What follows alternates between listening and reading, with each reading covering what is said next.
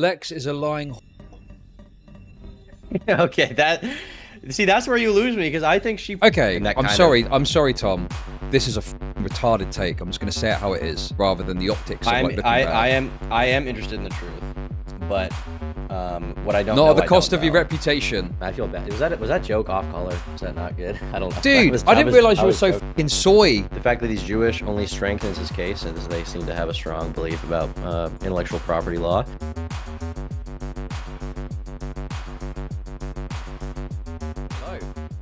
Hello, Mr. Logic. How's it going, buddy?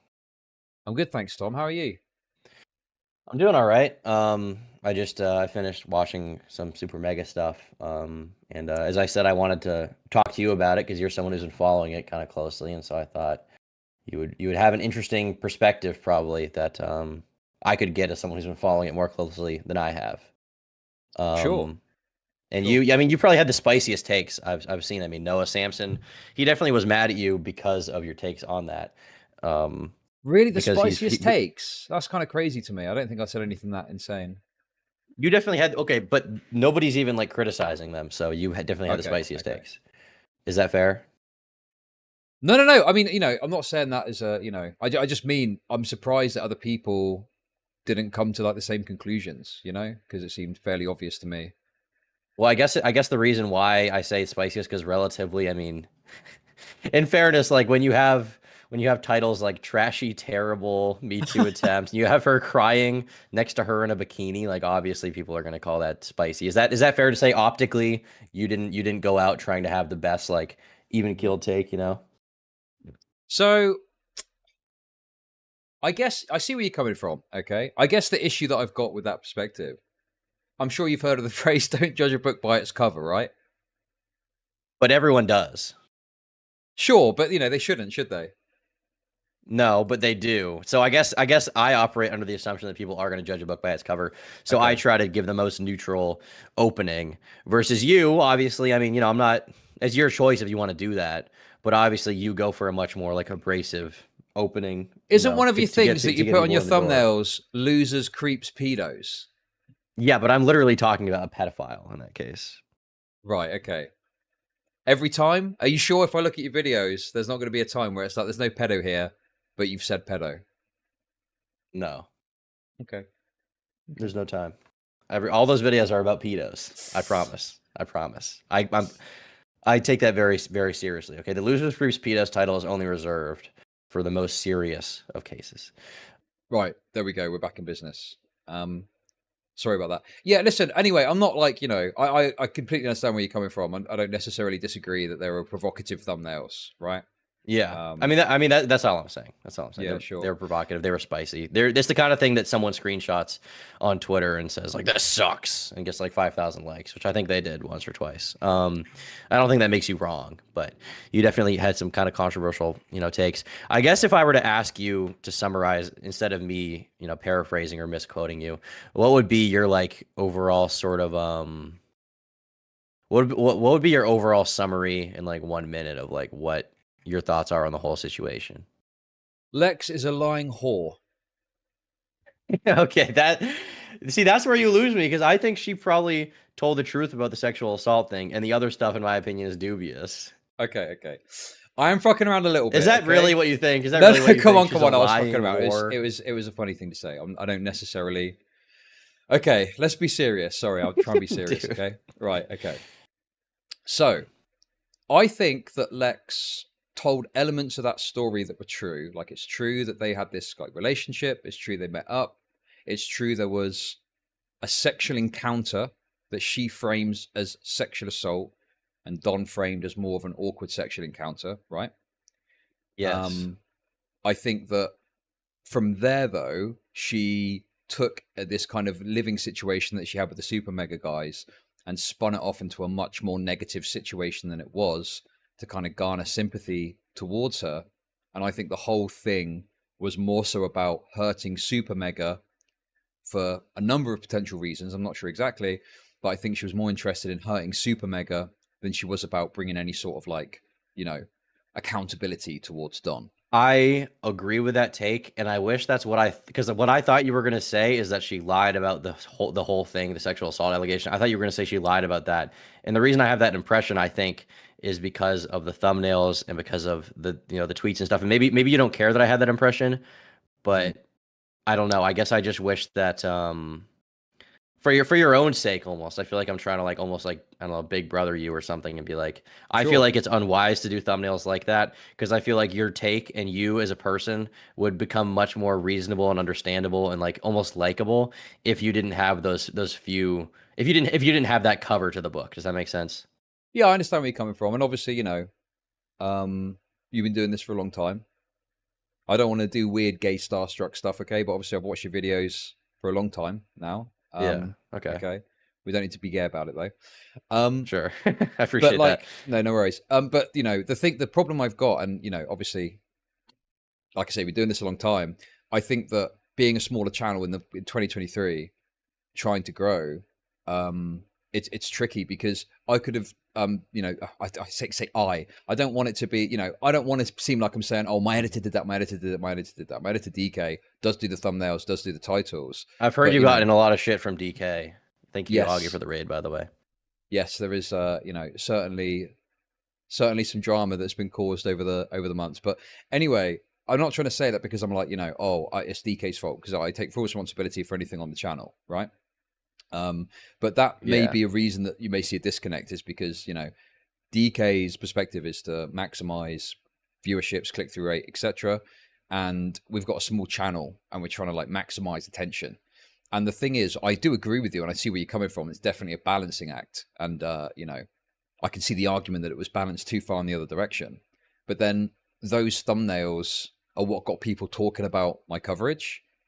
And I think True. without those True. thumbnails, I don't know if I would have been as involved in the kind of discourse around this. I don't know if the Supermega subreddit would have spoken about me. So in some ways, So it's are you been saying good. like the ends justify the means, basically?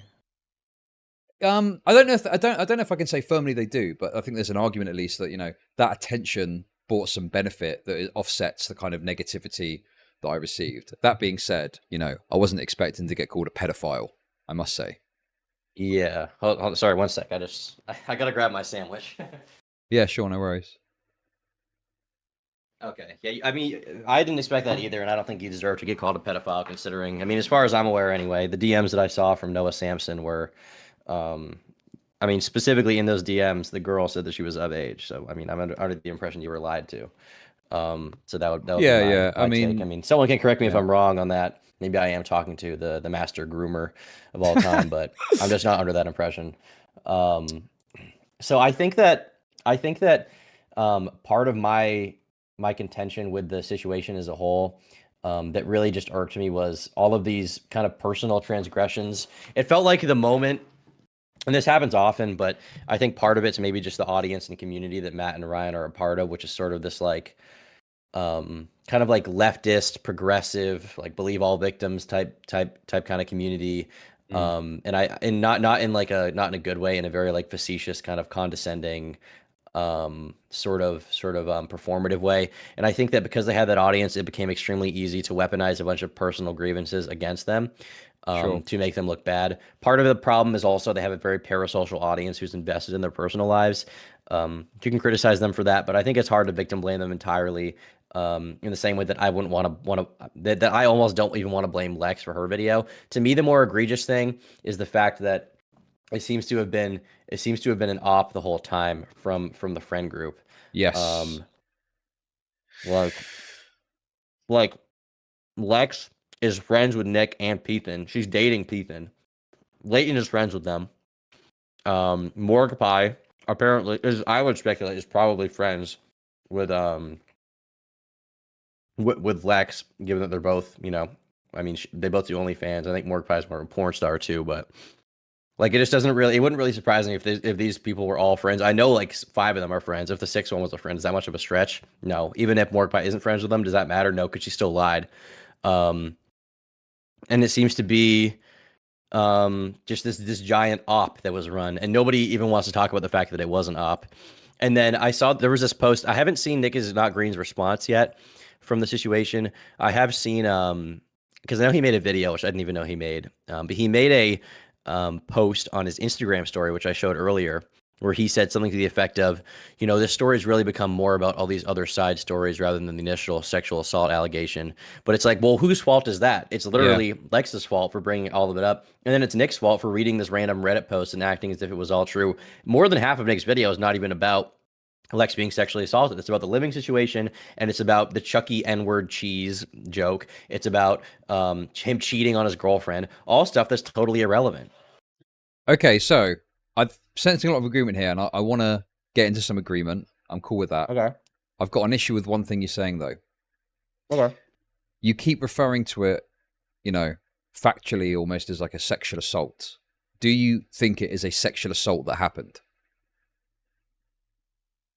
I think that I don't want to say that it's not. Why not? The fact that Don was not very adamant about his defense and claimed that it caused trauma to Lex makes me dubious as to whether or not his explanation of what happened is that accurate. Okay. I think if you continually pressure a girl, especially if you're like, like most girls are small, men are large. If you're alone in a room, and from her side, what she claims is he continually pressures her. He's like, suck my dick, suck my dick, suck my dick, suck my dick, suck my. If that's true, and he did that until eventually she gave in, I see that as coercive. Okay, I've got a question for you then. Okay. Do you think there are parts of Lex's story where she lied? Other than that? Yeah. So yes. Why do you think that she's being 100% truthful about that interaction then? I don't know that she is, but I don't have evidence that she isn't. And beyond that, I guess part of it is also, once again, Don is not very forthcoming with a defense. His statement was very like he opens by apologizing. Okay, I'm sorry, Tom. This is a fucking retarded take. I'm just going to say it how it is, okay? And I'll tell you why. In fact, I'll ask you, can you think of any other reason why Don might have come out with a kind of apologetic statement, like initially, and why he might have gone down that route? I can, but I don't think that'd be the right move, to come out apologetically. If you think you didn't, in my experience, if someone genuinely didn't do anything wrong, usually, there are exceptions, undoubtedly, but usually they come out ardently saying, I didn't do anything wrong, I didn't fuck up, I'm not a sexual assaulter, instead of like this kind of wishy-washy, like starting kind of an admission of guilt, and then like kind of walking through it and being like, I'm still sorry for the trauma I caused. It just seems like a very tepid response to a serious accusation. He seems comfortable with just leaving, which also, I don't know. Does he? Be a fucking man. Does he feel? Yeah. He put a Patreon post up saying he's going to continue trying to do art. He just fucked off from Twitter. He's gone. Okay. Listen, I'm cool taking this whatever direction you want to take it, okay? But I like having a bit of disagreement, so this is good. Go ahead. Yeah. So I'm just going to lay it on the table rather than go through a million questions, right? I think that a far more understandable explanation for the reason for his response being like it was the insane amount of social pressure that was applied upon him, literally overnight. So he went from living his little fucking life doing art or whatever he was doing to instantaneously having the weight of the discourse on his shoulders. Everyone is fucking looking at him for the response. And so I think it's kind of understandable that someone would want to lead with an apologetic stance. But if you actually read what he says, like, he gives a very different account to the account that Lex gives. Whilst I'm not saying it's good evidence that she lied, Lex has shown at other points that she's dishonest in how she tells things in order to fit her narrative. So whilst I'm not saying... True. You could be right. You absolutely could be right. That's whilst true. I guess for me, it's like, I don't know, and I'd rather err on the side of caution on believing the most important story.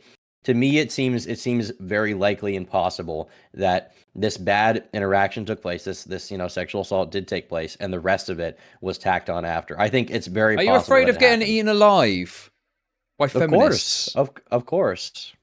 Are you actually? But I also genuinely believe that. But of course, optics are undoubtedly an important thing. Okay, I understand that to a degree. Obviously, you don't want to look like a fucking insane person necessarily. But surely if something like this, you would be more interested in truth rather than the optics of like looking bad. I am interested in the truth, but what I don't not know, at the cost of your reputation, right? So if the truth comes at the cost of you looking like apologizing for a rape, you're not going to say it. the truth has come at the cost of my reputation before. I've gotten like dislike bombed on, you know, multiple videos throughout my career. Not dislike bombed. Oh no. No, listen, I was dislike bombed. I had to leave the internet for 3 months. I had 3 months of no income. I got don't want to downplay it. Sorry. There are people following me to this day. Okay. I know you've got a lot of shitty attention. Don't get me wrong. I'm not trying to downplay that. Okay. I'm sure. I'm not hiding my opinion, to make it clear. I genuinely don't think that there's a reason to say that she lied about the sexual assault. But I also recognize that the way you say something is important to how it comes across. Sure. So just to be clear as well, I'm not even sure I would say, I understand like the way I've structured it, it makes it sound like I'm saying she's lying about the sexual assault. I don't think it's necessarily that she's lying. Like something happened that made her feel uncomfortable, certainly. I just think that between her telling of the situation and his telling of the situation, the truth is probably somewhere in the middle of that. And to me, that would read more so as a, you know, awkward sexual interaction that could cause someone to get upset, but I think it's getting framed in very harsh terms in order to denigrate Don on Supermega. That's a very fair take. I'm willing to meet you more in the middle there and say I understand what you're saying, and I think that you're probably right. One thing I'll also say is that, you know, to Lex's discredit, if she wanted this story to be taken seriously, then she shouldn't have tacked on all this other bullshit. And neither should Nick or this Ethan guy. They shouldn't have tacked on all these other unproven, unsubstantiated allegations that are completely unrelated, have nothing to do with it, are nowhere even near the realm of sexual assault. And it's largely their fault that this is being discounted by people like you. Because if they wanted it to be taken as seriously as possible, they would have handled it professionally. None of them did. Yeah, absolutely. And, you know, even with because I think another aspect to this that kind of ruined this op. I mean, I think I agree that it's an op. I don't know if there's a hard proof that there was an op, but there's definitely things that look very op-like. I mean, do you need hard proof? Like, they all know each other. They're all tweeting about it at the same time. Like, it's pretty obvious to me that, like, I don't know. Like, is it an op as in, like, they're literally planning, like, all right, guys, we're going dark, synchronize your watches? No. Did they all talk about it before? Talk about it going to happen? Did they cheer on? I mean, didn't they do a stream where they, like, smoked weed while he lost subscribers? It's clear they're all trying to destroy Supermega's reputation. And part of that was including any kind of allegation they could throw in, you know, truthful or not. Yeah, no, from that context, sure. Because I think there was like a message I saw from a hater Discord that talked about doing an op which played out exactly like that, you know. So I think there's a lot of, you know. Yeah, there was an op from a hater Discord regarding Leighton and his merch job, and thinking about how they could turn. They literally used the word gossip. They're like, all it takes is one piece of gossip to cancel them and get their merch shit like just thrown out. That's insane. And to this day, none of the people involved in the story, Lex, Nick, none of these people, as far as I know, have disavowed Leighton, who is a proven liar. None of them have spoken like badly about him, negatively. I don't think, as far as I know, they've even disavowed him. I still have to watch Nick Is Not Green's response video, which I haven't seen, but. Yeah, well, I think there was some other messages I saw of Lex posted in the Supermega Discord, kind of sidelining Leighton a bit after his response, kind of saying that it was bad, essentially, and that she'd spoken to him, and you know, he had agreed to delete his socials, and not talk about it further. No. But I think that Leighton's response kind of fucked things up a bit, because he was so hard in his live response, whereas Lex, everyone was believing what Lex said, but then when Leighton came out and he kind of overextended, I think at that point, people started to pick it apart a bit more, you know, especially when the guys responded and it was clear that Leighton had just said a bunch of shit that wasn't true. And now they're all just being there. Now they're all just like silent, like not a peep since Matt's video for the most part. Yeah, no, absolutely. And because the thing is as well is like when Lex talked about what happened at the Supermega house, and this is another aspect I think that's important to talk about this. The level of entitlement that she had to expect to live somewhere for free while she bought an expensive Jeep, went off on these different so-called work trips, apparently was spending lots of money on Uber Eats and stuff like that. You know, the entitlement from all of them, from Leighton, you know, 12K is not enough, really? Yeah, for sure.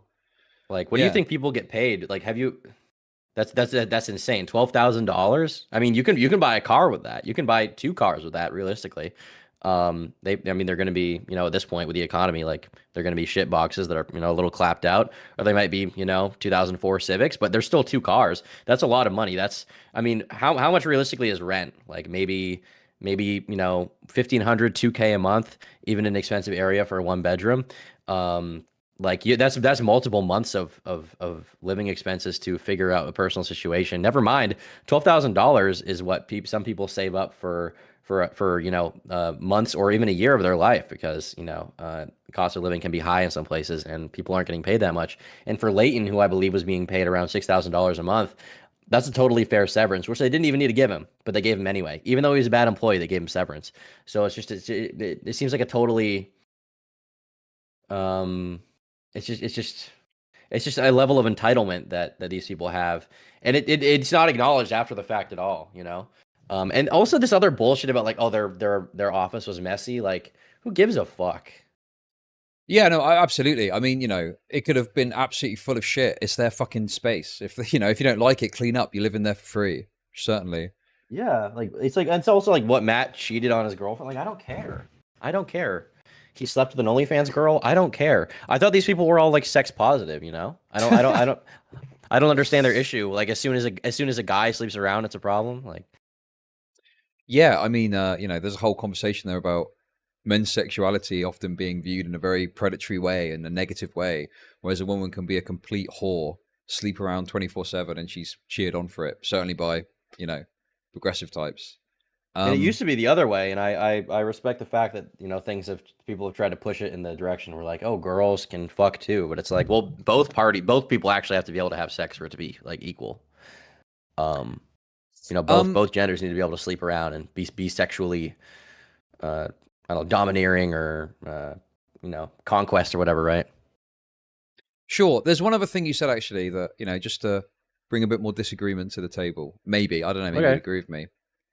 So you said that the reason that people bought into this is because of their kind of progressive audience, and I agree. Supermega has seemingly pandered to a progressive audience, which is in some ways fuck them with this drama. I don't want to make a hard claim on this, but I kind of feel like the commentary community, not that you're responsible for everyone, right? But I feel like the commentary community on YouTube does have this tendency to really also kind of latch on to allegations. And I think the Kuwait situation was an example of this, where a lot of people presume that Kuwait was guilty of some sort of sex crime, but then in his response, he completely blew out a lot of the claims made about him. Do you think this is like a problem amongst commentary types? I think that the commentary community and these various audiences are kind of different. So for example, I would say that probably someone like me or Augie, in terms of like my second channel, probably has very little overlap with Quite. Because Quite is, he has a commentary channel, but he's also like very openly, he's a gay furry, to be blunt. Like he's a gay furry. He posts about being a gay furry and making jokes with it all the time. A lot of his jokes are about, gay sex and whatever. So I'd say that he is someone who had that kind of audience. Whereas someone like Augie, I think his audience was much more antagonistic towards just the Quite situation in general. Like Augie, even early on, was doubting the story, was making videos about how it was like fake. But everyone on Twitter, from Quite's audience and this sort of like interconnected web of like Twitter artists and ex-Tumblr people and OnlyFans people, it forms this kind of web. So I would argue that it's kind of a different thing. Like my audience, as soon as I went live, I didn't even talk about it early on. I just didn't want to go over it yet. But my audience was in chat like, yo, what do you think about Quite? It's fake, right? That's what they were all saying.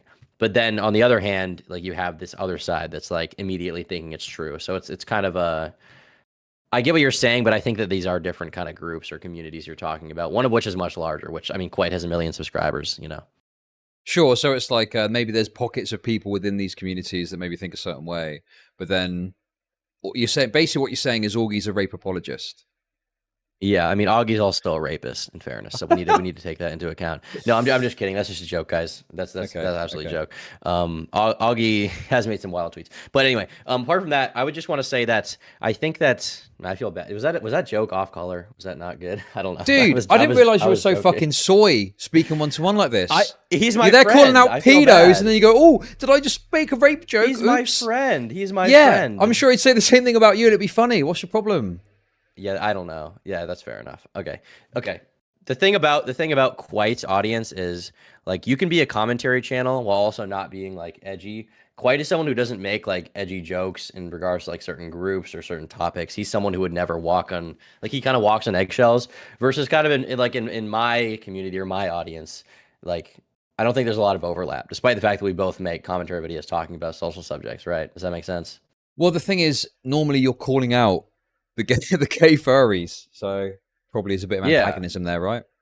obviously. Versus Quite is friends with the gay furries, so it's like In fact, this is a bit off on a tangent. We can swing back round to the more of the super mega shit if we got more stuff to discuss. What is your actual personal take on degenerate shit like furries, gay furry shit? What do you actually think about it personally? I mean, I just don't like furries as a whole. I think it's like just a cesspool of gross, degenerate shit. It's not every furry, obviously. For me to say that would be facetious, but I think it's really funny to say that it's all furries.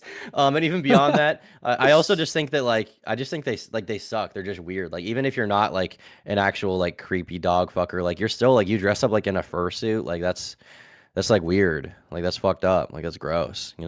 So that'll be my take on that. But I mean, ultimately, my genuine like, as far as like my policy take, like I don't want to ban furries from existing, but I do want the right to make fun of them for wearing fursuits. And it's like amazing to me that there is like it's as normalized now. Like it's as normalized as it is now. Because I remember when I was growing up, being a furry, it was like, what the fuck is that? It was like you dress up like a dog, like. So yeah, that's my thoughts on furries. What are your thoughts on furries? Concentration camps. Okay, fair enough. Should not so be you're on used Ruben for Sim's any side. human. No. Come on now. Listen, let's not get ahead of ourselves. No, listen. I think the thing I think about is I remember like a couple of years ago, it feels like there was this genuine push.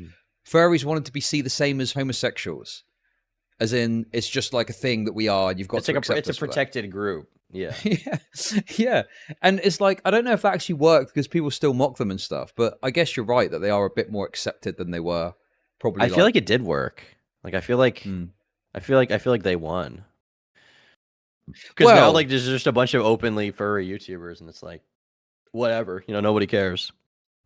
Well, I think when I brutally stole one of your videos on stream recently and just sat there in complete silence watching it, I think Did you do made that? No, I didn't. No. I try and be transformative. I mean, I don't really care if you did. That's fine. No, sure. But I think we're going to touch on the React stuff too. But I think you made a point. I think it was you that said this. You talked about how there was like this kind of breeding ground, perhaps for a swing back to kind of anti-SJW content. Was that a point you were making? Yeah, and the reason why is because people have just become way too accepting of like everything, and any kind of degeneracy is just like they don't even want to talk about it. It's like pushed down. Like the problems within these communities, like they don't want to talk about them. Absolutely. I mean, I feel like this is yet another tangent, but I just covered the Ella Hollywood goon clown leaks. Did you see that? I didn't see that you covered it, but I have seen it. I'm currently doing a video. It's pretty horrific. Oh, okay. I mean, obviously not all trans people. Obviously, I'm not genuinely very progressive on this stuff. But it feels like stuff like that is born out of this mentality where kind of anything goes. The fact that someone who's got this public profile is secretly doing this weird quasi-pedo shit is insane now. And that reflects badly on all trans people, unfortunately, whether you want it to or not, right? I don't know how much I can talk about this yet, but I've talked to some people involved in that situation, and one response I got back, which is just like very telling to me, was I was like, I feel like you should make some kind of public statement about this because the lack of response will lead people to speculate on your intentions and what actually happened here. And the person's response was, well, I don't want the transphobes to like be mad at me. And I was like, but there's like a pedophile. And they were like, well, I never thought about it that way. That's interesting. I'll wait for your video. And I was like, okay. All right. Yeah. Well, nice. Good one, buddy. Well, this is the mentality they operate off. And I kind of understand in some way you don't want to smear like trans people as pedophiles. You do, they deal with enough of that as it is. But if someone is actually a pedophile and you've got some insight to talk out about it, then you've probably got to put the politics to one side, right? Like what looks worse? What looks worse? not saying anything about it, and like people speculate that you're basically at that point, if you're not saying anything, you're kind of covering it up a little bit, you know? If it's someone you personally knew and you know now that there's proof, like it's almost like, is it worse to like implicitly cover it up or not talk about it, or like, oh, I don't want to risk my reputation, or is it worse to make a statement about it and get a little bit of shit on Twitter? You know, Yeah. like you get a few people saying the T slur, but then you're also your conscience is clear, you know? Well, the other thing about it as well, the reason I was a bit skeptical about it at first, I, wasn't even sure I was going to talk about it because it seemed insane, was it was that valid person posting their L's or something. Valid that L's, posted, yeah. Yeah, the valid L's account. And, I don't necessarily, like, if they want to post their shit about anti-trans stuff, whatever, it's not a big a deal to me. But the fact that they're leaking this, like, it's like, well, you guys are going to want trans to be pedos, So it's like you've got motivated reason to put it out there. But obviously, when you look at it, it's pretty fucking diabolical what was going on there, right? From my perspective, It was like with valid L's, it's like a broken clock is right, twice a day. Yeah, okay, sure. They're gonna hit sometimes. And in fairness, they didn't really leak the stuff in the first place. It was leaked. Basically, I think my understanding is that it started on this. There's this like alt chan called Soy Jack Party, which is like kind of a Zoomer 4chan, and they just thought Goon Clown was funny, so they decided to hack them, and then they found all this shit. God. But it wasn't like leaked by Valid L's. Valid L's is just the only big account that's even talked about it thus far. Yeah, sure. Yeah, I mean, yeah, there's obviously this background out leak. I saw it on their account, and it was like, because they were atting Finster and that person from Mr. Beast, Chris, whatever the name is now, because they were hanging out with the person. And it's like, that feels like a bit of a smear, because unless they know about this situation, which I doubt they do, I don't really know how they're involved. I've seen no evidence that Chris had anything to do with it, yeah. That Chris had anything to do with it? Okay. That Chris had anything to do with it, yeah. What about Finster? I haven't seen anything about Finster. Okay. But I mean that Ella Hollywood person, if you look through the logs, they had 600 messages in that server over the course of 6 months, so... Yeah, I mean, I touched the surface of it, and I don't want to. If you're making a video and you can't really speak on it, that's fine. But I was like, I'm not seeing evidence in the screenshots there that they're grooming anyone, but there's certainly enough to think that they could be grooming others, and that should be looked into. Certainly, the Goon Clown person, I think, from what I've seen, definitely was like straight up evil pedo territory. Yes. Sure. I don't think that I've seen that Ella Hollywood, Jean Ella Hollywood was grooming anyone. They did talk in that server frequently, and they also did and get like they talked about like lolly or Shota stuff, which is like, I mean, that's pretty disgusting. I would say that people who are into that are not clean. They don't have clean hands. So, but did they specifically message a child? I don't think that trans porn star did, but the Goon Clown person, from what I understand, probably did. Damn. Yeah. Does it ever get to you, all this weird pedo shit you cover in your videos? Yeah, definitely. I mean, it's really gross, but I don't know. I just try to mix it up with light stuff, go to the gym. It's like, it's whatever. I'm kind of desensitized to it at this point too. Like, it's not, when I heard about this, it was like, oh, it's not that shocking. Like, we'll have another one of these stories in a year, probably. What's the worst thing you've ever covered? Definitely this. Goon Clown's the worst. Just because there's so much, and it's like an interconnected web of like porn stars and like Twitter accounts and like gross, disgusting porn and fetishes. And also in that server was actual CP. It was in that server. So, I mean, there's just so much, Yeah. Well, yeah, Horrible. I mean, I was like pretty freaked out about it earlier. I was like, fuck me, like, am I overreacting to this? It's just a little bit that I saw, but it's good to know that it's got your seal of approval, so to speak. You didn't overreact. I think it's just like there's just so much to go through that nobody's like, it's 30,000 messages, it's so much. So it's just a lot to go through. But no, you definitely are in the right for looking into that situation. What video of mine did you watch recently that you were I guess commentating over, stealing? I was just curious what you were talking about. Yeah, sure. To be honest with you, I don't I can't remember. Fuck. Oh, it was about actually fuck. It was about how fucking meta. It was about the React shit, because I wanted to catch up. Okay. Because I went on EFAP and spoke about it and wanted to catch up a bit about what was going on. Right. I mean, we can move, unless there's any more Supermega stuff you wanted to talk about, we can maybe talk a bit about the React stuff. I don't think there's anything. I mean, I don't think there's anything specific. We mostly met in the middle, I'd say, on the Supermega stuff. Like, I pretty much agree with the way your take is. So, yeah. I mean, we can move on if you want. I think the React stuff, like, I probably would have been more mad a few years ago. I got a little shit from my audience for being like, I don't really care. I think my take comes from a position of, it sounds cringe to say privilege, but like as someone who makes like a decent amount of money on YouTube, I'm not really affected by if like XQC reacts to my video. Like financially, I don't need it. If I was a smaller creator, I probably would still be mad. So I understand why people are, but my kind of thing is just like, I don't know. I'm not personally that mad, you know? Are you a bit jaded by it all? Maybe, I don't know. Sounds like a bit like, ugh, whatever. Yeah, well, it's just how it's been for like 6 years. Like I don't really expect anything to change at this point. I'm kind of tired of fighting this fight.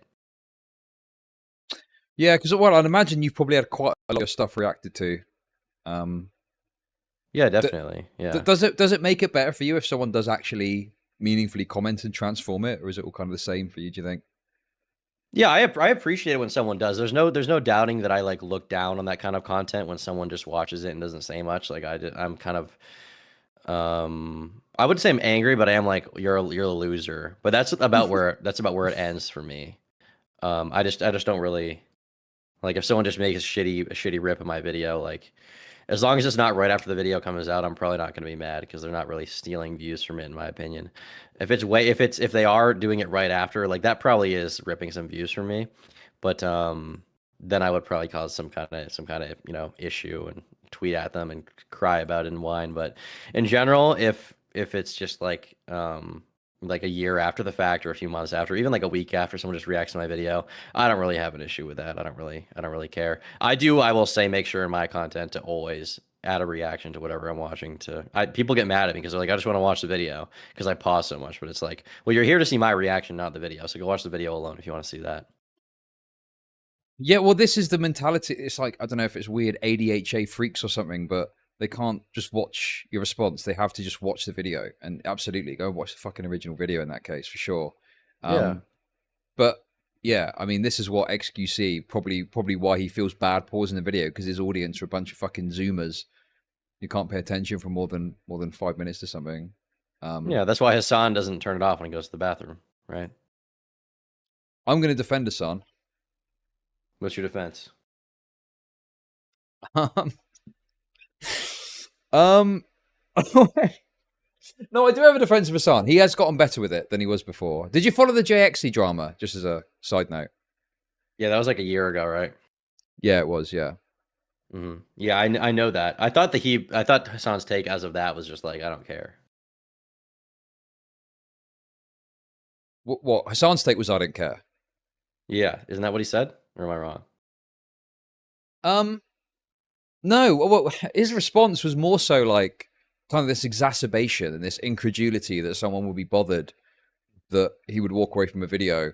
And it was like, what am I supposed? One of the things that came out is he said, like, what am I supposed to do? Die? In reference to having to go for a piss during the video, right? But he's gotten better about it since then, you think? Like he doesn't post like bad reactions?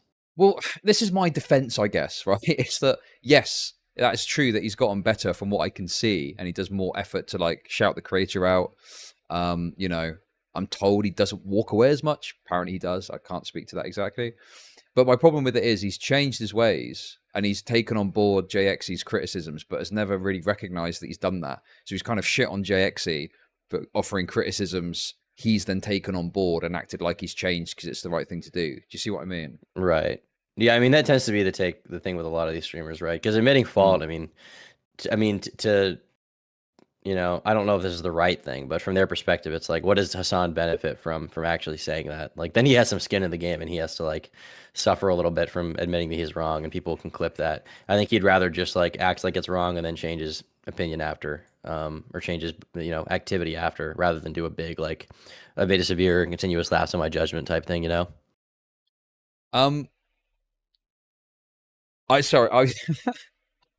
wanted to do a thing where I talk about the pedo Discord situation, but I didn't want to like upset anyone. We can talk about that if you want. You're not gonna upset me. I was just gonna say, I can't remember what I was gonna say now. I was gonna make a joke about you having a pedo Discord. Okay, that's what I was gonna do. Assume that I did that. Everyone assume it was funny, and we'll leave it at that. Do you want to know what happened there? Do you want me to explain? Because I can tell you. Yeah, sure. We can go back to the reaction stuff because there's a few more things, but I just want to say, apparently, I don't know if you even remember this. I think Nicholas mentioned to you that I covered it, and you were like, "How does he even know what happened?" I didn't know what happened, and I just assumed you had a Discord full of pedos and said that on stream. Yeah, I think he told me that. I didn't really get mad because I assumed someone just said that to you. No, I never said that. I just said, it seems like Tom's not really responsible for this. Some weird mod did some weird shit. That was my interpretation. But what happened from my perspective was I was like on stream and I was playing Fortnite and I was doing viewer call-ins. A Discord mod called in from my server and said something to the effect of he was trying to like tell me a funny story about this guy, but what basically he admitted to me was that he and some of the other mods had found out that one of the mods was like sexting someone in the server. They were dubious as to the guy's age. Apparently he lied about his age on a few different occasions. They thought he might have been a pedophile or something. They thought he might have been some kind of zoophile, and they also thought that the girl in question was some kind of zoophile maybe. And I was like, oh, so you banned him and you banned her, right? Because you know, she shouldn't be here if she's like getting involved in those kind of conversations. And not only should he not be on the mod team, he shouldn't be on the server. In fact, I had a written rule in the server: no sexting, no sexual conversations, no like anything like that. I didn't even allow girls to post like cute selfies on my server because I didn't want to deal with that. And the guy was like, oh no, we kept him around because we thought it was funny to bully him, but we did demod him. And I was like, what the fuck's wrong with you? So I get mad. I say fuck off. We ban that guy. And then that night, I end up shutting down the server because I'm like, clearly, after I talked to multiple mods, the mods were like unable to deal with the server clearly. Like, and the drama that came from it was just not worth it. So then the next day, a bunch of lolicons on Twitter, because they don't like that I don't like lolly, they start smearing me, claiming that I had a pedo Discord meetup, which is just not true. And that's where that came from. Nicholas made his meme or whatever that, you know, I don't blame him for this, but I think it unknowingly made people from the lolly community want to talk about the situation. And then from that point, I ended up doing a little bit of investigation. I talked to people involved. I talked to the girl. The girl told me, and this is just what she said, so I don't know. The girl told me that she was 16 and the guy was 18, and to her that constituted grooming. And in my opinion, that does not constitute grooming whatsoever. But that's where it ended, basically. So okay. I don't even know that there was any kind of pedophile on the server ever, but the drama that came from it was just not worth dealing with for me from a time perspective, and I don't have the time to like meet people on Discord to make them mods. Sure. Okay. Yeah. I feel okay. I mean, just to be clear, it sounds based on what you said and what I've heard before about this is that you didn't really do anything wrong. Does it bother you personally though when you end up getting involved in this sort of drama generally? Of course, yeah. No, of course, that bothers the fuck out of me. But I don't know. The most I can do is make my best, you know, move to correct course and prevent it from happening again. In this case, it will literally never happen again because the server, all the channels are gone. There's no, you know, the only way you can interact with the server anymore is to call into my stream, and there's no like unmuted VC. You have to call into the stream to VC. So it's like it could never happen again. This kind of situation. But yeah, it definitely bothers me. Yeah. Sure. I mean, okay, in this particular situation, there's not really many upsides. It's like, people are going to think you've got pedos in your Discord and you've got to try and explain yourself to say that you don't. But more broadly than that, like, would it, if you could have your way, would it be that you just cover everyone else and you never have to speak about anything that you're doing? Would you prefer it that way? Yeah. I mean, it's best to insulate yourself from that kind of stuff. Yeah, definitely. Is that what you want to do? I think it's waves. Like if you're constantly battling different dramas you're involved in from different sides, obviously that's untenable. You're going to fuck yourself over and drive yourself insane. But it's nice every so often to get into a little bit of a scrap with someone. No? It is, but I guess I'm talking more of like think of someone like Destiny from his position as someone who has like all of his personal life out there. Everything in his personal life, every friendship can potentially become the subject of stream drama. I don't envy his position whatsoever. I never want to be in that position, you know? I mean, yeah, but then you've got to be careful to not put stuff out about yourself. Because, I mean, you know, I don't know of you putting anything out about your personal life. Like, I don't even know if you've got a missus or anything about your personal life, really. So I think... I mean, I put some stuff out now and then, but yeah, for the most part, I like to keep it a little separate. And I think that's the way that it... I mean, for my own happiness, my own sanity, I think that's how it should be done, you know? I guess maybe more so what I'm thinking about is like, you have a contentious take about something, another person is like, nah, Turkey Tom's full of shit on this, and you hop on a stream and you fight about it. You must enjoy that. I mean that's part of like just what we do, right? Just like talking about stuff. So. Like I mean, that's fun. I like that. I mean more like personal, like my Discord server, like, you know, relationship drama, that stuff, like I never want ever to be public. But as far as like as far as like debating people or shitting on people, like that's fun. I like that. Yeah, definitely. Not all the time, not constant war, but yeah, it's great to have those interactions. I mean, that's what I live for, you know. Yeah. Okay, yeah. Anyway, I actually wanted to just quickly go back to the React drama. Any comment on the fact that Ethan Klein has taken a very big interest in this particular drama, and he's Jewish?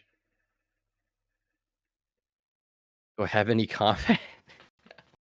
I think that the fact that he's Jewish only strengthens his case, as they seem to have a strong belief about intellectual property law, and I think that him being Jewish also is just a good thing overall. Okay. As a Jew myself. Wait, are you actually Jewish? Yeah, I'm Jewish. You didn't know that? No, I didn't. Yeah, I mean, I'm Jewish. Okay, that is. I'm just finding out about that now. That is. Oh, very. I'm not actually Jewish, dude. Okay. Is that the Trump quote? I'm just finding out about that now. Yeah. That's funny. Yeah, no, I mean, you know, I need to. I've got a wide audience, as I'm sure you do as well. I've got a couple of Nazis in there, so I need to chuck them a couple of bones sometimes. You know, keep them interested, keep them awake. Gotcha. Dangle the anti-Semitism fucking keys in front of them. Fair enough, buddy. Yeah, I mean, I think that Ethan. I'm presuming you've got a kind of fairly standard take on Ethan, that he's kind of gone downhill. He's become a bit soy recently. I don't know. What do you think of Ethan Klein? Yeah, he sucks. I mean, back in the day, me and Nick did like we did like the biggest, if not like the second biggest, like criticism video about H3. Had like 2 or 3 million views. So yeah, I mean, I've been an Ethan Klein certified hater for a long time. I've also made like probably 20 videos like shitting on him on my second channel. So yeah, I mean, he sucks, but you know, when he has good takes, what are you gonna say? Like, you can't disagree, right? No, absolutely. It's funny because I don't want to obviously go near the Jew stuff again, just to be on the safe side. But whenever it comes to business related stuff, he has good takes. Not because he's Jewish, obviously, but it's because he's a YouTuber and he's been doing it for a long time, right? So I can't think of a time where he's given a take about the YouTube side of things where he's been far wrong. Like the MCN drama, when he lost a bunch of money to the MCN and had to claw it back. Like, people he were was right. Yes. Yeah. You know, he was just correct about that. And one thing I really hate, and I'm sure, you know, you see this as well, someone's a dickhead or an asshole or wrong a lot of the time or whatever. But then when they're right, people just assume they're wrong because they're Ethan Klein. And it's like, yeah, judge each situation on its own merits, right? That's true. I think thankfully people did manage to see through that in the situation. I mean, I did. I think a lot of other people did, and just see that. I mean, he's obviously right. You know, you put Ethan next to XQC, Ethan is probably going to be right in any situation like that. You know, not to play into your thing too much, but I mean, XQC is retarded, right? He is a fucking idiot. The problem with XQC's whole thing to that is he wanted to do the Giga Chad, I don't care, I'm going to take what I want, which is, you know, a pretty He came across like a spurg, like completely. But that's the problem, is he tried to do the I don't care thing, but then he also tried to argue his points badly and defend himself. Yeah. You know? I mean, him doing the worm was probably the most insane thing I've seen all year in a debate. That was crazy, yeah. That's how you know you're owned, when you're like flopping around on the floor. Yeah. That's how you know it's fucking over. That's why my chat was telling me to do the worm earlier. I didn't even connect the dots. Thanks Matthew H for the $10. Yeah. I mean, yeah. What's your kind of direction for your channel you're trying to go in? You used to be more of a politics person, right? Yeah, well, when I first came into this whole thing, you know, I was more of a kind of Vosh guy back in the day, very, very soy. Yeah. I kind of got annoyed though, because lefties were so oppressive, like with their fucking perspective. So I kind of moved away from that. But yeah, now I am explicitly, you know, commentary, drama stuff. I'll touch politics when it's interesting, but that's the goal, basically, is just further pushing towards whatever drama I find interesting on a given day, right? It's funny because I feel like I've been saying for a while now, this is what I do. I cover drama. I want to make content. I want to make money.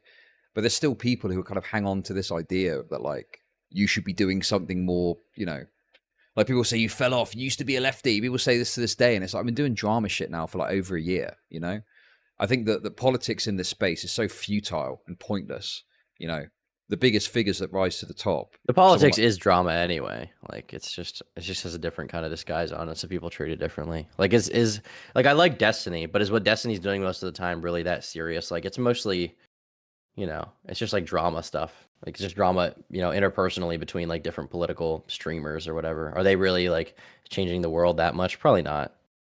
Well, no. I think that if you look at the political output of all of this political stuff, there's some canvassing events that have happened, which is great. Get some Democrats in office or whatever. But for years of political discourse on the internet in these kind of spaces, nothing really meaningful has happened. You've got like BreadTube, which became a thing, right? But that's kind of gone the way of the skeptics now. They're all fighting with each other and all fucking despise each other. So yeah, I just think that you're never going to achieve political goals from watching and making YouTube videos, right? It's going out there and doing shit in the real world. So I'm very black-pilled. I'm very cynical about it. I don't think there's any point in thinking of the political angle beyond just making content out of it. But there's some people. But the content's good. At least there's that. Well, yeah. The content is good, but obviously this is a more personal thing for me, I guess. People probably don't give a shit about this, but I hate the idea that there's someone that's watching content, like watching Hassan, and they go, "Oh, I'm going to sub to Hassan," and they think they're doing a political act, right? They think they're supporting a political agent, and it's like, no, you're just supporting a content creator in a fucking $3 million mansion, right? Yeah, you're just supporting someone who will like enrich themselves, and some people are more honest about that than others, right? So obviously you're someone who's more self-aware about it, but there's benefits to being someone like Hassan. Clearly, neither of us are even touching his level of wealth. No, but well, you must be doing. Obviously, don't get into the exact figures, but like you've been doing this for a long time. You got what, nearly 1 million subs on the main channel? Was it over that? I'm doing very well, but Hassan makes more money than me, obviously. Okay, you're not in a $3 million mansion, though. Not yet. We'll see, buddy. Okay. Can we just talk about how much of a pussy you are over this rape shit? Sorry to go back to this, but like, what's going on? Pussy? Because it feels like you're kind of worried that you're going to get a bad response for calling a whore a whore. The thing is, a lot of people in my chat want me to flat outright say that she lied, and I just don't know that she lied about that particular case. I think it's possible for that to be true, while the other stuff is not. Sure, I just obviously we've I think we've come to some good agreements about the Supermega thing. I guess my concern would be if I was listening to Turkey Tom talk about a rape, okay, and you said, "Oh, a sexual assault happened," I'd be thinking, but he's told me that he's sometimes concerned with like public perception over this stuff. So how do I know? How do I know that you are not just saying that a rape happened so you don't get eaten alive by feminists? I'm not concerned with public reception in the way that I'll lie about what I say. Okay. I'm concerned with public reception in the way that I'm going to tailor how I say something to try to make sure that it comes across in a way that people who maybe are not open to that opinion would be able to understand me. Okay. So I want it to be palatable to people who may not like what I have to say. I want people to be able to meet me halfway in the same way that I met you halfway. Okay. I can understand that, I guess. I guess my concern would be that by calling something sexual assault when we've had a discussion and you're like, okay, maybe it's not, sexual assault so plainly, it maybe just adds to this perpetuation of this idea that something is sexual assault when it isn't, if you're not being a bit more critical of it, right? I'll be open about the fact, and I said this in the beginning of my stream too, and I said it a few other times, I don't know what happened. For the purpose of talking about the situation, I'll say when I refer to the sexual assault, it is an allegation, obviously. There's no way for me to know. But if we grant her that, let's say she's telling the truth, even with that, there's a bunch of other stuff we have to talk about. To me, it is an allegation though, in the same way that it would be an allegation to say that she lied. So yeah. Does that make sense? It does. It does make sense. I don't want to continue to like litigate this per se. I guess that when I looked at it, okay, I guess I am going to do it. Fuck it. When I looked at it, I thought, okay, so she's saying this assault happened, and then she stayed with him for the rest of the week, and then she continued in this kind of online Discord relationship, playing video games with the guy. Then later at Creator Clash, invited him to come to her Airbnb, and at that point is when she said, "You sexually assaulted me. I'm splitting up with you," according to her. Does that sound realistic? Does that sound like the actions of someone that's been assaulted? Let's straw man the argument from the other side. Let me present this, an opinion that I don't necessarily believe, but here's what someone who believes her would say. Well, victims don't always necessarily realize what happened. She may have been experiencing trauma, but misattributing it to something else. She may not have, she may not have at the time realized the severity. A lot of the times victims will downplay the severity of what happened in their own mind to almost gaslight themselves into thinking that they didn't suffer trauma, because it's hard for you to accept that you went through something horrific like that. That's what someone would respond with. And so just to be clear, that's not your argument. That's the argument of a progressive, say, that believes women and likes Me Too, right? It is, but it's, I mean, in my mind, that's entirely possible too. But that, I mean, that's the story that people on the other side will tell you affirmatively. I'm saying that could be the case. Okay, here's my issue with that. Okay. There's a certain area of behavior that isn't exact, where a woman might do certain things. One example of this would be the woman that claimed that Kai Cenat's friend raped her, and I think she had a decent story, and I kind of sided with her more or less, is in the photo when she was getting the rape kit done, she did like a little pose with her fingers up, right? People will look at that and go, look, she looks happy. How can she possibly have been raped? And my response there would be, well, the thing is, you can't necessarily say that someone is going to look miserable. They're obviously going to be putting a brave face on it. So in that situation, yeah, it's unreasonable to say that their happiness seemingly in that photo is indicative of the fact that rape didn't happen, because that's a reasonable kind of behavior you might expect to see from someone, right? So there's certain realms of behavior that I would say, and I'd agree with that. But in this case, it seems like it goes beyond those bounds to stay with someone for the rest of the week when you believe you've been assaulted, okay, to then continue in a relationship with them when, bear in mind, they're in a Discord relationship then. There's no physical threat or presence there. It's very easy for them to say in a Discord message, I can't do this anymore. You don't even have to say because of the assault. You can just give whatever reason you want. There's no pressure, okay? To then invite him to the fucking Airbnb at the Creator Clash, to then say when they're physically together, you assaulted me, I'm splitting up with you.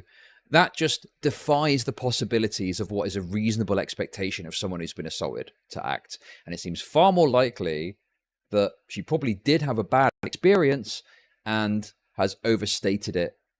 Reasons I don't know, certainly. I don't know why she claimed this to him directly. I don't know the exact reasoning. But it just seems far more likely than what you've proposed, which... Maybe you're right. Maybe you're right. I mean, why? I'll Okay, grant you that. listen, mate. Okay, why you maybe you're right? It's so annoying. Let me say it. I just don't know. And obviously, there's an extent to which I'll speculate on intentions and what happened and what didn't happen. But with that particular story, with that particular case of being sexually assaulted, I don't want to run the risk of genuinely discounting the story of someone who could be telling the truth. And while what you're saying makes sense from your perspective, maybe if Lex was here to talk to us, she would have some different explanation for why that went down the way it did. And I just don't know. I'm not a girl. I've never been sexually assaulted. It's hard for me to put myself in the shoes of someone like that. Okay, there are police detectives that have never been raped that will deal with rape cases. Like, I'm not saying that you're a detective or something, right? But I'm just pointing out that just because you haven't been through an experience doesn't mean that you can't weigh in and give insight onto it. And, you know, I don't know. I don't want to fucking have a go at you or anything. It just feels like, come on, man. Like, you know, speak your mind on this stuff. Like, you know, what's the problem? If you get some shit, you get some shit. I have spoken my mind. I just don't know. I don't know. What you're saying is like plausible, but I don't know that that's the case. Okay, that's fine. I just I'm not hiding my opinion from you. Like what I've told you is what I think. Like I don't know what happened there. The other stuff is like more black and white to me. The latent stuff, the stuff about the living situation, all of that is more black and white. This particular thing is just like this one's more gray area for me, and I'd like to err on the side of caution. I just don't know. Sure. I'm not saying I don't know as in like, oh, I don't know if I want to say my perspective. I'm saying I don't know as in I don't know what happened. Sure. And I agree with that mentality. Of course, none of us truly know what happened. But with your approach to it, it just certainly comes across, especially with the criticisms of Don's response, that you were kind of automatically then going to be anti-Don's perspective, anti-Don's side, and siding more so with her. And so he is kind of like guilty by default then. You know, you even said that his response didn't really add up for you, you know? Where she's the one with the story full of holes. He's trying to give to that sort of experience. Yeah, I mean, that's true. That's true. You know, when we first spoke, you were saying she's been sexually assaulted. Don's response wasn't great. But now when we're talking about it and we're you know, challenging each other, so is what you're saying to me? I'm struggling to figure out if you're trying to bring me over to the side of he's right, when I'd be more willing to grant you that maybe the truth is in the middle rather than her story being correct. Is that fair? Sure. You know, that would be perfectly reasonable to me, rather than kind of siding more so with her against him, just moving a bit more to the middle to say, well, I don't know what happened. It's an alleged sexual assault. He's got a different story. She's got a different story. She said, right? I agree with what you're saying, and I will grant you that I think that I should have been more even keeled, and that, and really, truly in the middle, rather than like, oh, I don't know if she told the truth, but he's probably like, I understand what you're saying. Yes, you're right. Okay. You're right. Okay, now I'm happy with that. Okay, cool, awesome. All right. Is there anything else you want to talk about though? There must be more stuff. Come on, what else is going on? In the world, on the internet, man, what is going on, man? What am I making videos about right now? I should just look at my fucking. Oh yeah, yo. Did you see this Sapnap thing? Have you seen this kick drama? Minecraft YouTube. Oh, I meant to cover that today, but I didn't get around to it. No, what's going on there? Tell me, what's happening? So, basically, long story, well, I guess short story, kind of short. Sapnap, big Minecraft YouTuber, friends with Dream, super big, like, kind of stan Twitter, kind of culture audience on Twitter anyway. But also super famous. Like, their audience extends way beyond the kind of stans, right? Basically, what happened is Sapnap signs a deal with Kick, and then a bunch of his audience rages about it and says that he's, first of all, moving to an unregulated gambling website, and that's followed up with a claim that they're claiming is more severe and that claim that's more severe is that it's an unsafe space for trans kids, and that the majority of Sapnap's audience is trans LGBT people of color kids. There's this particular quote from one of his sort of peers named Tubbo on stream, who's another Minecraft YouTuber, and he's like, I think it's irresponsible for him to go to Kick, given the facts that I think it's irresponsible to go to Kick, given the facts that your audience is made up of this demographic. You're posing harm to them. My argument is like, first of all, as far as the gambling thing, I mean, he's not specifically gambling on the site. If he is, then that's one thing. But you know, Kick, whoever the owners are, is still just like a streaming site where anyone can make any kind of content. If he pushes gambling onto his child audience, that's one thing. But I mean, as long as, you know, he's not doing that, I think he's clear of that charge. As far as an unsafe space, like, does that just mean like a stream chat where people might say a few mean words? And it's not like it doesn't have ample moderation, you know, tools to get rid of that stuff in his chat if he wants to. I saw someone tweet out, they were like mad about it, and they were like, I told you guys this chat will be horrible. And it was like a picture of him, and then right under it, someone said like schizo retard. And that was their evidence of like, it's an unsafe space for his fans. And it's like, that's fucking cringe. Nobody should give a shit. It's like the Tyler the Creator thing. It's like, it's just words on a screen, whatever, blah, blah. What's your take? Well, first of all, trans kids, what's that? Doesn't sound okay. I do want to ask you one thing before we get into this. Sorry, I know you asked my take. Okay. What do you think of the trans kids concept? As far as giving kids hormones? No, just well, sure. Whatever your take is, go crazy. I mean, I think kids say a lot of stuff. I think probably giving people under 18 puberty blockers is probably a bad idea. Okay. Yeah. I'm more or less there. Sure, we don't need to go further into it.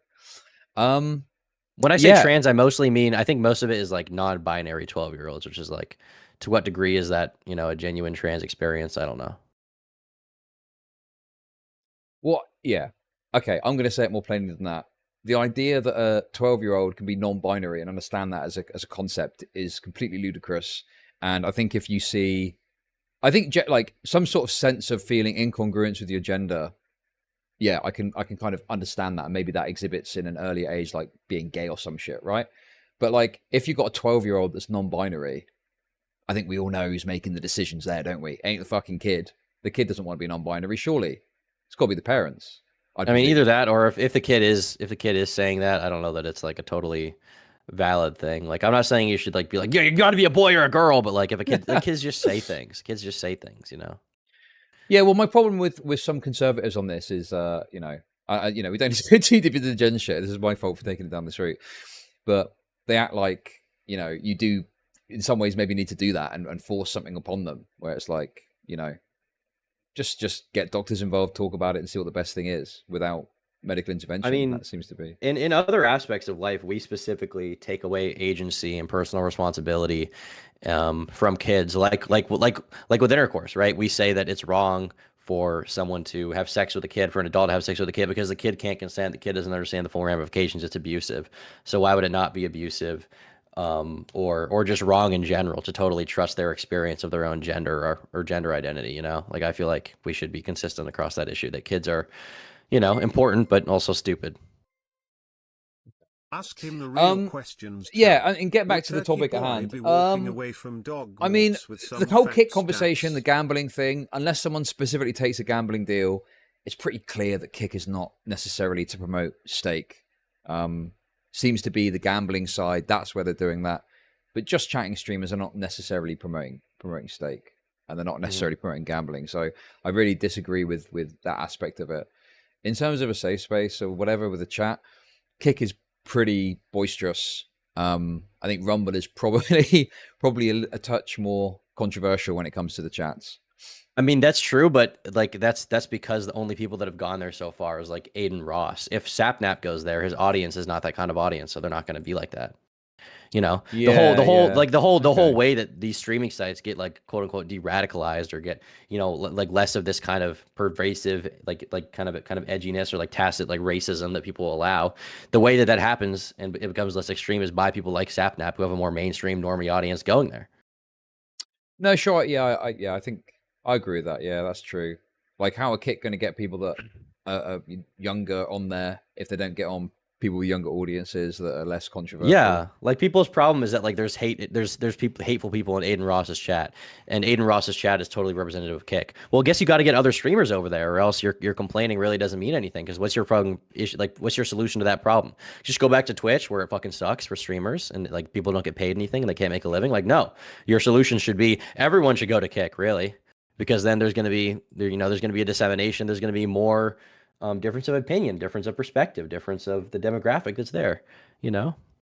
Yeah, because obviously Aiden Ross is on Twitch. Admittedly, the TOS is tighter there, but there's undoubtedly people who have got no interaction ever with Aiden Ross that do cozy little gaming streams for 15-year-olds or whatever, right? So is that this kind of person that you're talking about? This person that's going across?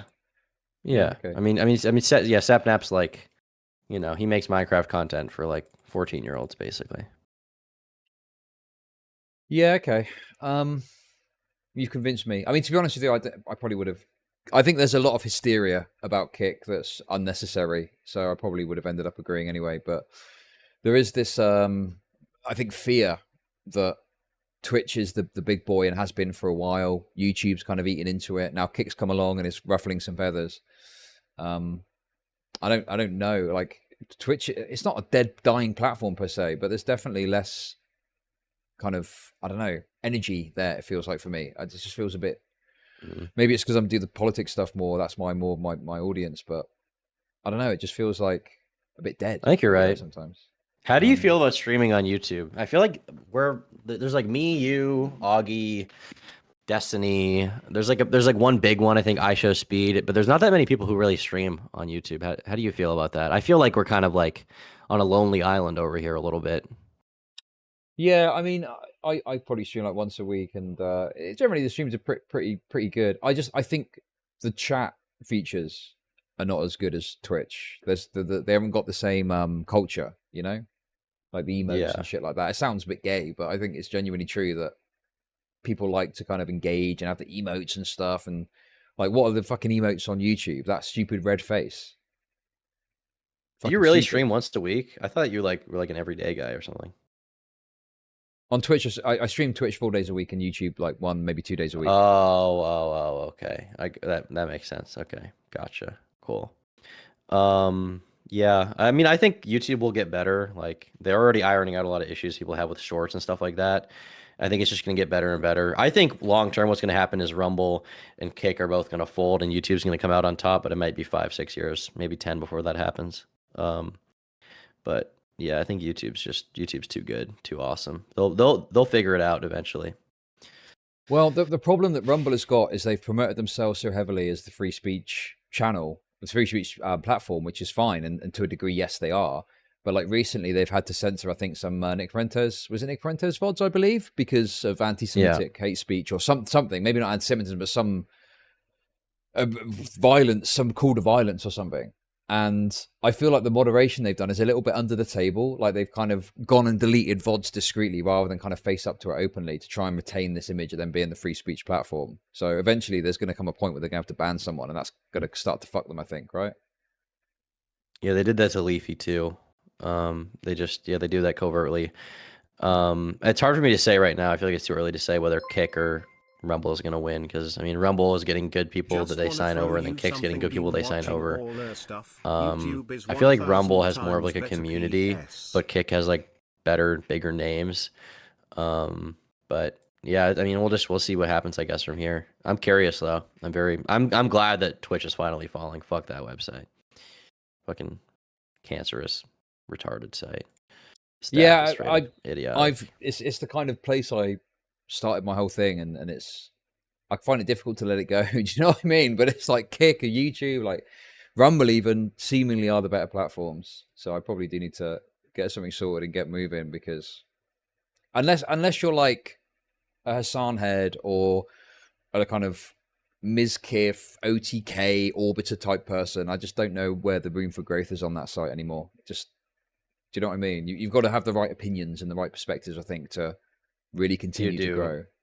For Twitch, you need to be like a part of that, like kind of in-group culture, like Mizkif, Pokimane, those people. And if you're not, I think it's kind of hard to get big. It's like a social ladder, like a very cynical, like climbing thing that goes on Twitch that I don't think really exists on Kick or YouTube right now, at least, which is nice. So yeah, I mean, it's tough to say what the best platform is. I almost think that I'm making a mistake by streaming on this channel as well as posting videos. Like, I feel like it'd be better if I streamed on a separate channel and then posted VODs here. I don't really know if that's what I should, if that's like a valid concern. I don't really have any data to back that up, other than like, I feel like considering I upload every day and I stream like 4 times a week, I'm probably hurting the views that my videos are getting by streaming at the same time that they drop, and vice versa. But it's hard for me to say what really the best decision is there. I don't really know. Yeah, well, how long have you been doing this for now? Streaming? Yeah, well, making content on the internet. Making content like 2015. Jesus, so, man. A long time. Yeah, too long, honestly. So you're not thinking about maybe going to Kick or something? There's a lot of money to be made there, I think. If they offered me a deal, yeah. But I mean, just from like donos alone, no. I mean, my audience is here on YouTube. They've always been on YouTube. I wouldn't want to, split that in half to go to some other website, unless they offer me like, a bunch of money. But can you even get a deal with the amount of viewers I have? I mean, if I average like 800, 900 viewers, is that enough to get a deal? I feel like you have to have like 2,000 to get like a good deal. Probably. Yeah, it's tough to say. But, if you've got a lot of YouTube subs as well, I don't know, maybe they might consider that in their analysis of how worthy you are, right? True. Yeah. Thank you, Hannah and Safado, for the donos. Yeah, you're probably right. How long have you been doing content? It's been like, what, 3-4 years for you? Yeah, I started streaming in 2019. So coming up soon on the old 4-year anniversary. Yeah. Started as a hobby, eventually earned enough to go full time. And yeah. How long have you been full time? Probably about, a year and a half? Well, I kind of went for this period where I was coping a bit and I was just struggling to make ends meet, right? So probably seriously making money where it's reasonably comfortable, like a year and a half, something like that, I guess. Gotcha. Yeah, it's been a crazy time. It's pretty cool, right? It's pretty dope. Yeah, I mean, you know, It is. fortunate when I wake up. Yeah, definitely. Well, when you wake up, like, you know, you wake up at midday, you know, don't have to get a front office job. Yeah. The thing, and listen, some viewers are probably going to be turned off by this, but whatever. We can speak content creator to content creator. One thing I do find frustrating is a lot of people have got normie jobs, and they feel like when you complain or have an issue with some content creator thing, they kind of act like, oh, well, you've got it so easy. And it's true to a degree. It is. You wouldn't rather doing anything else. But there is absolutely things that are fucking annoying about doing this, right? Like your Discord situation is probably a good example of that. Yeah, it is annoying. But I guess I understand why people are just like, why they get kind of irked, because like prospectively it is like all the shit we deal with in total is definitely less annoying than like, you know, most like normal jobs, or just, I mean, like a construction job, like imagine that, yeah, you know? Like back-breaking labor or sitting in a gaming chair talking shit for 8 hours a day. So yeah, and that seems obvious, but like I think to a viewer, when they hear us bitch about, I don't know, getting limited ads like twice a month, like they're probably like, shut the fuck up, bro. Stop. I mean, well, the thing is like, I get that, right? Like, that is like beyond first world problems, okay? I was referring more to like, you know, you get into some fucking insane shit, like someone calls you a pedo or something like that. That's the kind of thing I was referring. Like, I'm sure. I mean, that's like a super unique problem that the average person would just never be able to relate to, right? Yeah, yeah. And that is like a unique thing we run into as public figures.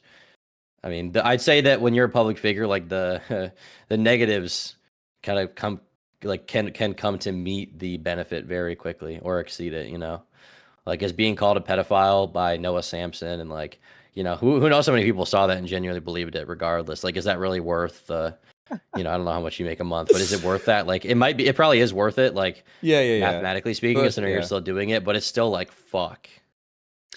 I don't, you know, I don't, I don't want to bang out on about the pedo thing, but Hassan liked that tweet.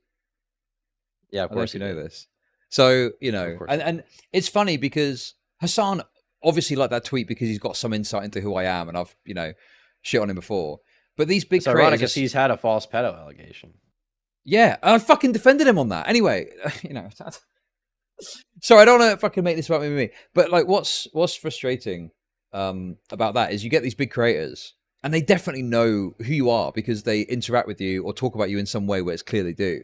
But then when asked about it, they do this thing where they go, no idea who that is. Who's that fucking guy? Who mega lol, you know?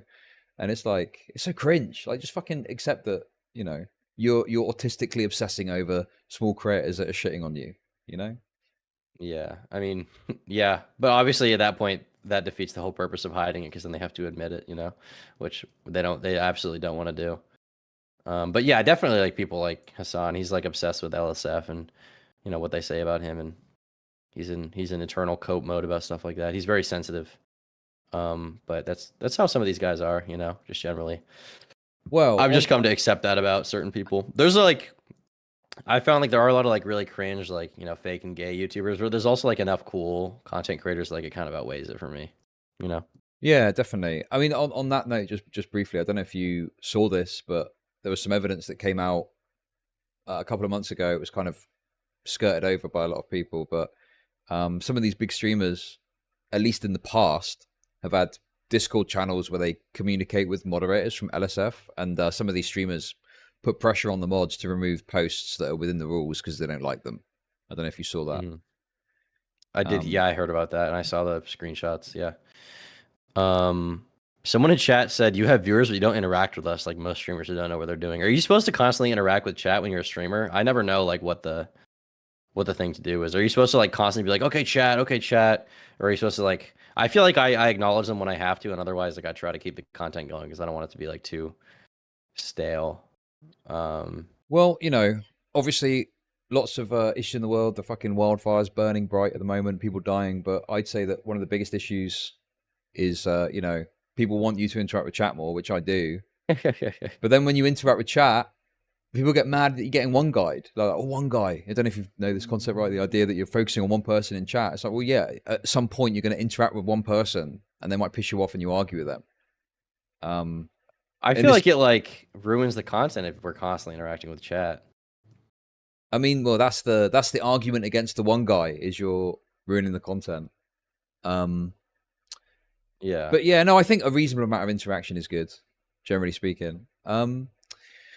One other thing before we, I guess, wrap this up shortly. I don't know how much time Yeah. you've got, but I need to end things soon. What Gotcha. was your take on the rape situation we spoke about earlier? What was your take on the Fouseytube kind of taking advantage of this sex trafficked woman? What did you think of that? Okay. She's a consenting adult, right? Okay. How much did he really take advantage of her? Like, was it unwise for him to have sex with that girl? Yes. But like, is he really taking advantage of her if she's like a legal adult who's choosing to have sex with him? Like, Okay. I don't know. It's probably a bad idea to have sex with someone like that. Like, you can criticize him, but I feel like he's not some kind of like sex pest creep for that, you know? Wow. I feel like we're going to flip round from the situation earlier, and I'm going to be believing women now. Well, go ahead. I want to hear your take, you know, maybe you'll change my mind. Well, the trouble with it is this taken advantage of is a term I've used to try and soften it a bit, because I don't think he's assaulted anyone. I don't think he's raped anyone. But I think, just to say plainly what happened with my perspective, was it's like he sat there. He goes to this woman. She says she's been sex trafficked. He starts talking about the tattoo, and now he wants to pay for her to get rid of it. He sends her money, gets his chat to send her money. He takes her off for a private conversation, and he's rizzing her up. Obviously, he's putting his hand on her ass. And then he's taken her off, comes back and says they've had a sex act, and claims he hasn't. Like, anyway, I believe that the sex act happened. He's definitely lying about that. I guess the reason I say, is he a sex pest? I guess like there's two ways to look at this. It's like one is legal, one is like societal repercussions, or like how we feel about it. I think it is pretty scummy and disgusting to just find out that someone was trafficked and then immediately begin rizzing them up. That's definitely horrible. But from the perspective of like what can be done about it, I guess in my eyes, it's like, I guess we can shit talk him. You know? Yeah, no, yeah. I think we probably just broadly agree. I don't think any legal consequence should come. I don't think he should be cancelled or whatever. But I think there's definitely some mockery to be had from the situation. And he's definitely, he's like a fuckboy. He's like sleazy. It's really gross. Yeah, sleazy, sure. But because the thing is that there isn't like a victim that I can see, because I don't think she has said anything about it or was bothered about the situation, right? It's like she's not come forward and said, I was assaulted. So she's definitely a victim, not of him, but she's definitely a victim. And I think because of that, he probably should have not done that. But he was more selfish than he was empathetic in that situation. You know, he was thinking, what can I get out of this, rather than, this person probably is someone I shouldn't be around. Yeah, it's difficult because you can't read someone's mind, but the fact that he was immediately kind of putting the riz on, seemingly, was pretty crazy to me. And I think that's why people felt uncomfortable with it, because it was a bit weird, The lying in particular after the fact makes it look weirder, because it's like, is there something we don't know about the situation? Yeah, because he clearly, I mean, at the very least, he tried to make it look like he fucked her at the beginning. Yeah, certainly. You probably know more about this other aspect of it, but what's all this stuff with Keemstar afterwards? What's all that about? Well, Keemstar was like talking about it and accusing him of like lying about it after the fact, and so Keemstar ended up getting on stream with him, and then Fousey's screaming at him. Fousey's like, "You made me want to kill myself. You did this to Etika. You're a horrible person. You're such a fucking shitty person." He's like, "I don't want to work with you anymore. I told my mom that." I mean, Fousey is like definitely manic. Like, he definitely has like mental illness, but Keemstar is not responsible for what he did. And for the record, I don't think Keemstar is being untruthful about this situation. I think he's definitely telling the truth. Sure. What's all this? Because I couldn't really make heads or tails of it, but this idea that Keemstar stole the boxing promotion thing from Fousey, is there any truth to that? No, I don't think there's any truth to that. Okay. But I don't really know, I guess, the intricate details of what happened with them.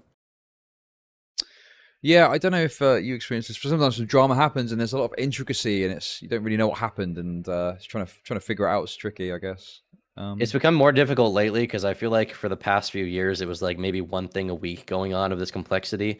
And now I feel like it's every day we're getting an interpersonal struggle that it's hard to get to the bottom of, and I'm not really sure what happened. And like, it's like, I could spend like probably a week looking at this situation and still not exactly know what went down. So it's just a very tough kind of sell in that way to like, how much time can I realistically commit to a situation like this? And I'm sure you feel that way too. It's like, well, you can see them argue on stream, but who knows what happened behind the scenes? I mean, even with the Supermega thing, there's still a bunch of questions that are not answered. And because of the fact that the people who initially started it aren't going to finish answering the questions, like we're just never going to know. Yeah, for sure. I mean, we're kind of gone full circle, I guess. But yeah, the Supermega stuff, the fact that there were very substantive things they put forward, provable lies that Lex told, provable lies that Leighton told, and they're just never going to account for that, and they can just disappear. Lex can take a boost to the OnlyFans that she probably got off the back of it, and this Leighton guy can disappear. Yeah, it's crazy. It's like there's no justice in this world. But ultimately, I think I stopped looking for justice a while ago. You say your piece and you move on. What can you do? Because the right thing rarely ever happens. Yeah, no, I really agree with that. I think when I became more cynical and realized how futile caring about this beyond content and making interesting videos, it works a lot better that way. You don't have to worry about justice or politics. I think my approach is like it is good. It is good to have like something you want to happen, like an outcome, and it's good to strive for that. But being independent from that outcome and not getting invested to the point where like the only way you can even have personal satisfaction is if the bad people are brought to justice or whatever, the liars, is important for your own mental health. And yeah, I mean, sometimes good stuff does happen. Like I've had situations me and Nick have dealt with where we've dealt with some kind of situation. We've done our, queer little investigative journalism, and we've actually come out on the other side with like a pretty favorable outcome for the people involved, for the people who are wronged. But there's also been just, twice as many cases where what needs to happen doesn't happen. And you just have to accept that sometimes the public isn't ready. Yeah, no, sure. Yeah. Okay, well, yeah, I mean, we can wrap things up there. We had a good convo. Unless there's anything else you wanted to get into. That's probably everything I have to say. I appreciate you coming on, though. Yeah, no, it's been great. I've enjoyed coming on. I think some of my viewers have wanted this for a long time, so there we go. And I'm sure we could speak again when some more drama's brewing. Yeah. Yeah, man, definitely. Just hit me up. Sure. Do you mind if I shamelessly shield myself to your audience? Please feel free. Okay. I lost quite a lot of subs over the Supermega stuff because I told the Did truth you? about it. Well, there was a number of things going on that led to a bit of sub burn off, but that's okay. It happens. Gotcha. But yeah, I do drama stuff, commentary stuff. Come and look, Chud Logic. I think Tom had my stuff up earlier. Obviously, thumbnail's a bit divisive, but click on a video, see what you think, and yeah, hopefully see some of you there. Yeah, and go check thanks them out, for having guys. me on. Catch you later. No worries. Have a good one, man. Cheers. You too, bye.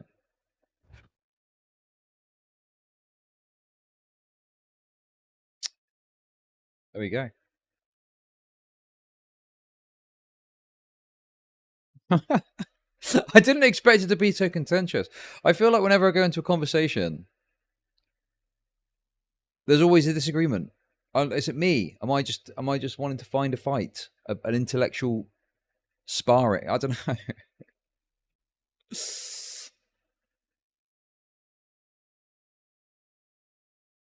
Some of his audience called me an incel. Like, dude, I was trying not to get one guy by the chat, obviously. But some of his audience, that guy's an incel. Dude, what the fuck? Jesus.